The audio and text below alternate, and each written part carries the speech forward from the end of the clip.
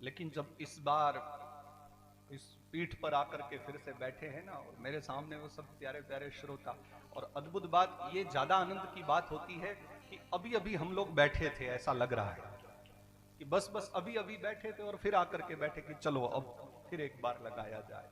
तो आज ये मन नहीं करता कहने का कि मैं ये कहूं कि फिर से भगवान ने कृपा की। आज तो ये कहने का मन कर रहा है कि अब महाकाल भगवान से भी हमारे बिना रहा नहीं जा रहा है।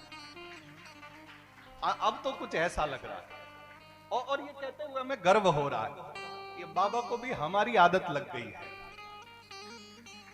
इस बात की हृदय में बड़ी एक प्रसन्नता है। तो मैं विचार कर रहा था कि बाबा मैं आपको किन शब्दों में धन्यवाद करूं, क्योंकि संभवतः ही कभी कभी किसी पर बाबा इतनी कृपा करते होंगे कि दर्शन हो जाना भी एक सौभाग्य की बात है, लेकिन उनके चरणों में बैठ करके उनकी कीर्ति का गुणगान करने का सौभाग्य मिलना।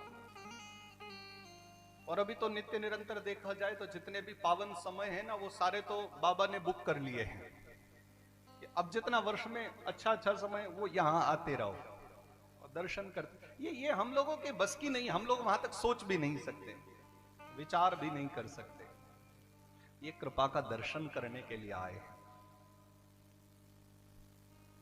तो शुभारंभ जहां अपने अधिक अधिक सावन से शुभारंभ किया था शिव कथा के साथ, और मां क्षिप्रा के तट पर बैठ करके जो हमने अभी 3 महीना पहले शिव कथा का गायन किया, बस वहीं से बाबा को फिर मन में आ गई कि अब इन पर कृपा होती रहनी चाहिए।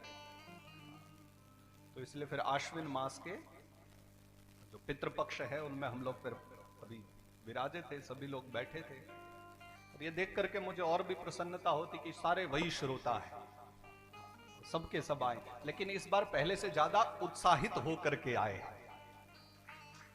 ये पहले सब रस को चख करके गए थे, इस बार तो उस रस को बढ़ाने के लिए आए हैं।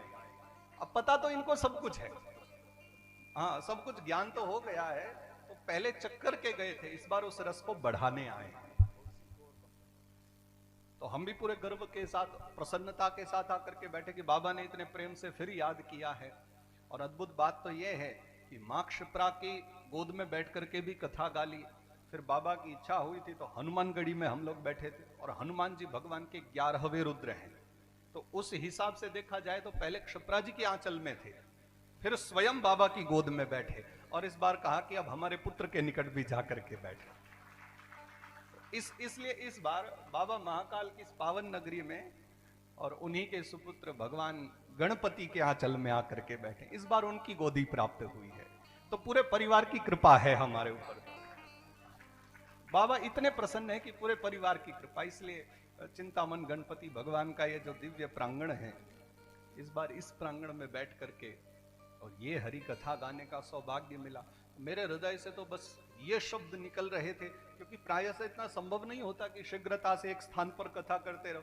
और मैंने सोचा कि एक तो तीर्थ धाम और उसमें भी बाबा महाकाल की नगरी अवंतिका पूरी उज्जैन हो, बहती गंगा में हाथ धोते रहो, चलते रहने दो।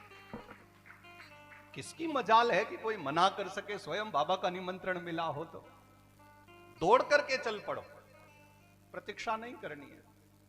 तो इसलिए पूरे हृदय में आनंद से भर करके और आज से फिर हम लोग अपनी यात्रा को आरंभ करेंगे। अब मेरे विचार से कि कुछ अब नए श्रोता हैं तो मैं बहुत संक्षिप्त भाव से थोड़ा बहुत नियमों की चर्चा करूंगा, बाकी उधर ज्यादा समय न लेकर के अन्य जो विषय हैं उन पर थोड़ा ज्यादा ध्यान देंगे।